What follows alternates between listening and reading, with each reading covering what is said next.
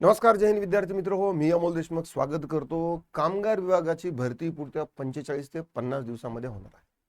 मग पुढच्या 45 ते 50 दिवसामध्ये सिलेक्शन होऊ शकतं का? तर येस, होऊ शकतं. फक्त त्याच्यासाठी step by step action plan तुमचा जबरदस्त असायला पाहिजे. रुटीननं आणि डिसिप्लिननं तुम्ही तो फॉलो करायला पाहिजे. आजच्या या व्हिडिओमध्ये 45 दिवसामध्ये तुमचा अभ्यासक्रम का पूर्ण होऊ शकतो लॉजिकली मी सांगणार आहे आणि step by step action plan पण देणार आहे. बघा, तत्पूर्वी आपली ही कामगार विभाग भरतीची ही संपूर्ण विषयाची बॅच आहे. जर तुमचे सगळ्या विषयाची तयारी करायची असेल तर तुम्ही अगदी झिरो पासून या बॅचला एनरोल करा. सगळी तुमची तयारी होऊ शकते. किंवा तुम्हाला जर वाटलं की फक्त आपल्याला कायद्याची बॅच करायची आहे तर त्यासाठी फक्त कायदा सम्राट ही बॅच आहे. या बॅचमध्ये तुम्हाला सगळेच्या सगळे कायदे डिटेल्ड अनालिसिस सह केस स्टडी सह तुम्हाला एक्सप्लेन केलेले आहेत आणि PDF टेस्ट सिरीज नोट्स वगैरे सगळ्या अव्वल दर्जाच्या आहे. यूट्यूबवरती तरी मला असं वाटतं जस्ट बिकॉज मी शिकवतो म्हणून नाही, पण विद्यार्थी सांगतात की sir this is a best batch. Anyways, चला आता येऊया की सगळ्यात अगोदरचा प्रश्न की सर 45 दिवसात तयारी शक्य आहे का? तर हो. बघा, आता सगळ्यात पहिली गोष्ट ही समजून घ्या की या परीक्षेसाठी 60-40चा पॅटर्न आहे. 60-40चा पॅटर्न आहे. 60 मार्कासाठी तुम्हाला काय आहे? मराठी, इंग्रजी,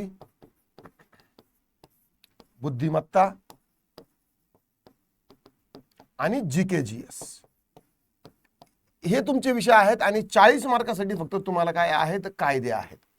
कायदे तुम्हाला टोटल 23 कायदे आहे. महाराष्ट्राचे जर कायदे 4 वजा केले तर 9 कायदे आहेत. महाराष्ट्राचे 4 कायदे 9 म्हणजे 4 कायदे वजा करायचे का? कारण ते मसुदा आहे, ड्राफ्ट आहे, ते विचारले जाणार नाही. म्हणून 19 कायदे जे आहेत तर ते दर्जेदार पद्धतीने करायचे आहेत.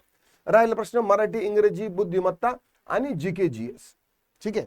आता यापैकी तुम्हाला बुद्धिमत्ता जे आहे तर ते 30 मार्काला आहे.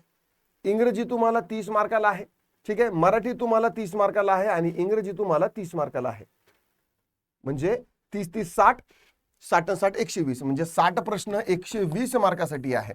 यामध्ये जरी तुमचं वीक असेल, सगळ्यात अगोदर एक पहिली सिनेरिओ घेऊया की तुमचं फक्त आणि फक्त कायद्याची तुम्हाला तयारी करायची आहे. हे बाकीचे विषय तुमचे जवळपास 30, 40, 50, 60, 70 according to your understanding level complete झालेले असं म्हणू. फक्त कायद्याची जर करायची असेल तर तुम्ही इथून पुढे 100% चांगली दर्जेदार तयारी करू शकता.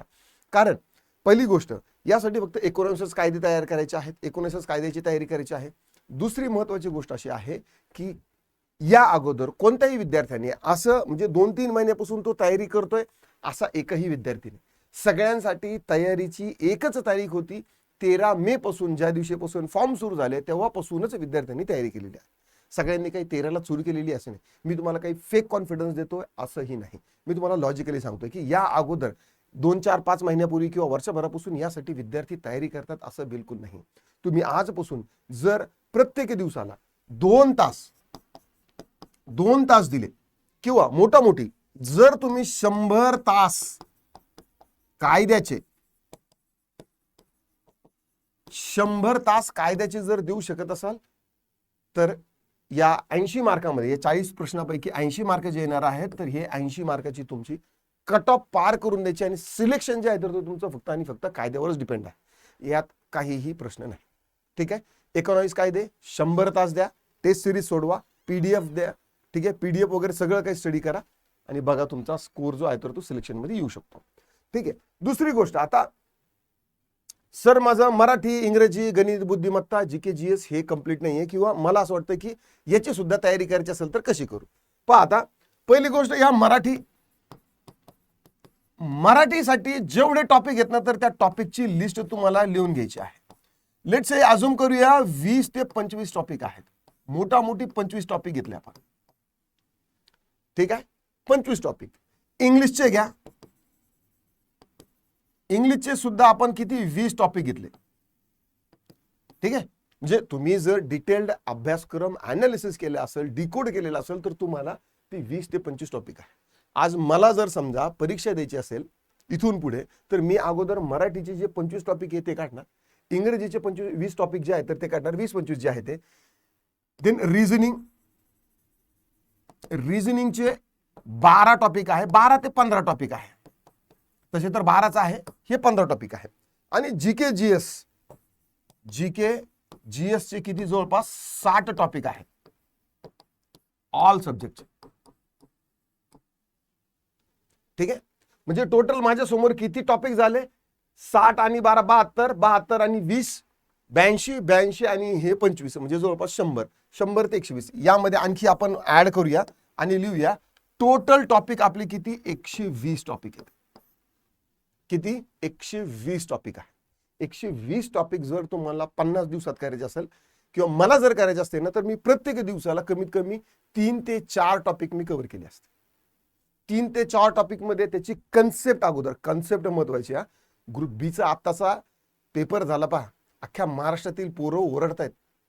ही जे मास्टर लोकांनी जे पीवायक्यू घेतलेत ना, याला एकही पीवायक्यू आलेलं नाहीये. कन्सेप्ट ओरिएंटेड राहा. क्रांती शिक्षण क्षेत्रात झालेली आहे.